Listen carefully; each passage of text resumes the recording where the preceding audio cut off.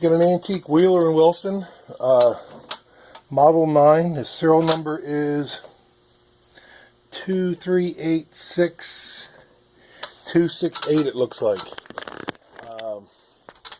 You can see the decals on it, pretty good. There's some wear. There's a brass shield and some heavy scuffs. There was surface rust on there that I'd cleaned off. But it's been serviced. It's in complete working order. Get this set back up. And it sews very well. All the springs, everything's good here. Chrome pieces, for the most part, are good too.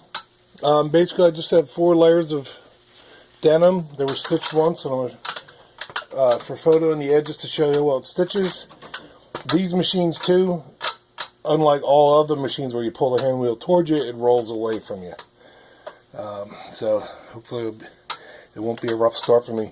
The table it's in is a Singer table. It does not sit Singer tables. It's just resting in here, just so I can demonstrate it working. It has to fit in a genuine Wheeler Wilson cabinet. It is treadle only, and the measurements for the base itself are going to be in the listing. Let's see if I can get, there we go. Doing a full speed stitch test too, which is the only way to tell if you're going to skip stitches or if it's going to break threads, because that doesn't show up when you're doing lower speeds.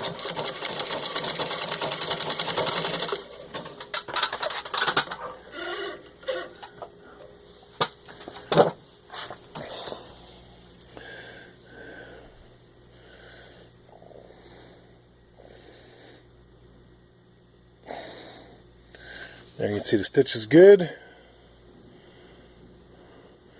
Nice defined stitches on both front and back.